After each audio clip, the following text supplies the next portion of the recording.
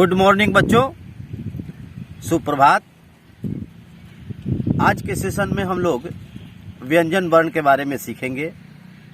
व्यंजन वर्ण उसे कहते हैं जिसका उच्चारण स्वर के सहायता से किया जाए, अर्थात व्यंजन वर्णों का उच्चारण बिना स्वर के सहयोग के आप नहीं कर सकते हैं, जैसे क ख ग घ आदि। व्यंजन वर्णों की कुल संख्या 33 है, जो इस प्रकार है। क ख ग घ अंग, च छ ज झ इय, ट ठ ड ढ ण, त थ द ध न, प फ ब भ म, य र ल व, तलाभ्य स मूर्धन्य स दन्त्य स ह। अब इसमें आप ध्यान से देखेंगे, परिभाषा के हिसाब से देखेंगे कि क ख ग घ या च छ ज झ जो भी है, सब में स्वर लगा हुआ है। कौन सा स्वर लगा हुआ है तो आप देखें, क हो या य र ल व हो, सब में अ स्वर लगा हुआ है। जैसे ही आप इस अ स्वर को व्यंजन वर्णों से अर्थात क ख ह ङ या य र ल व तक के वर्णों से अ स्वर को हटाते हैं, वैसे ही आपका व्यंजन वर्ण आधा हो जाता है। यानी कि लिखावट के दृष्टिकोण से उन व्यंजन वर्णों के अंत में हलंत का प्रयोग करते हैं। हल, ये जो चिन्ह आपको दिखाई दे रहा है, इस बात का द्योतक है कि अमुक वर्ण क हो, ख हो या जो भी हो, जिसके नीचे हलंत लग जाता है वह आधा वर्ण हो जाता है। इसका दूसरा मतलब ये भी होता है कि जिन वर्णों के नीचे हलंत लगा है, अर्थात उसमें से अ स्वर हट गया है।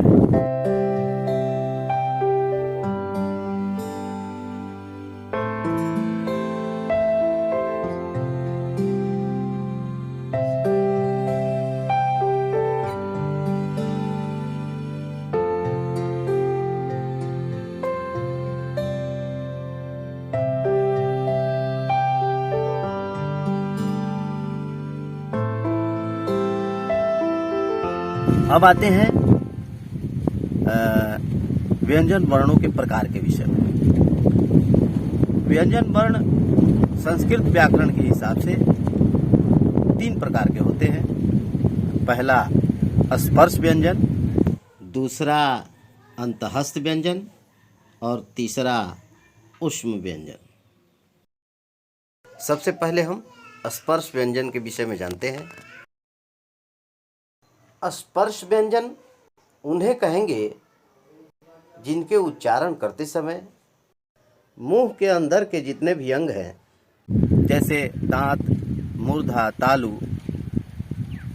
ये सभी कहीं ना कहीं छू जाते हैं, स्पर्श कर जाते हैं। इसीलिए इन वर्णों का नाम है स्पर्श व्यंजन। स्पर्श व्यंजन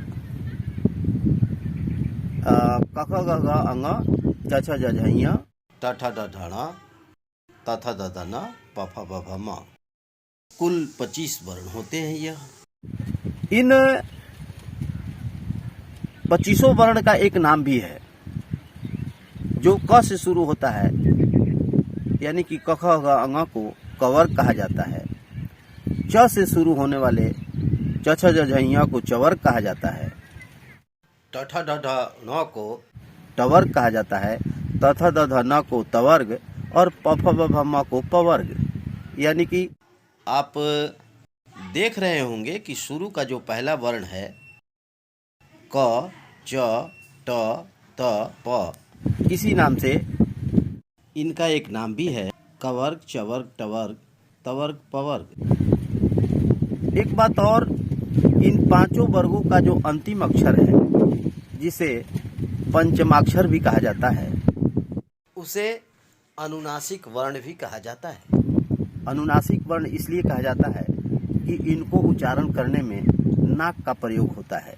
जैसे अंग, य, ण, न और म, ये 5 अक्षर पंचमाक्षर हैं। अब आते हैं व्यंजन वर्ण के दूसरे भेद की ओर, अंतःस्थ व्यंजन। अंतःस्थ व्यंजन उसे कहते हैं जिनका उच्चारण करते समय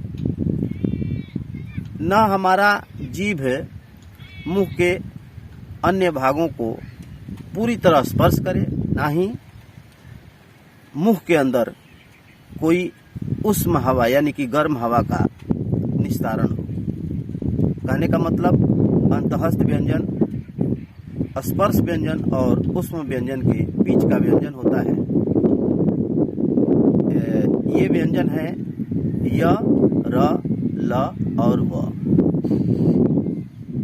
उसके बाद आता है तीसरा व्यंजन वर्ण, जिसका नाम है उष्म व्यंजन वर्ण। उष्म व्यंजन वर्ण, जैसा कि अभी मैंने पहले बताया कि उष्म का अर्थ होता है गर्म, तो उष्म व्यंजन वर्णों का जब हम उच्चारण करते हैं तो हमारे मुंह के अंदर से जो हवा निकलती है वो जीभ से अवरोधित होकर गर्म होती है। इसलिए इन वर्णों का नाम उष्म व्यंजन वर्ण रखा गया है, जैसे तालव्य स, मूर्धन्य स, दंत्य स और ह। आप इन चारों वर्णों का उच्चारण करेंगे तो मुंह से निकलने वाली हवा जीभ के अवरोध से गर्म होती है।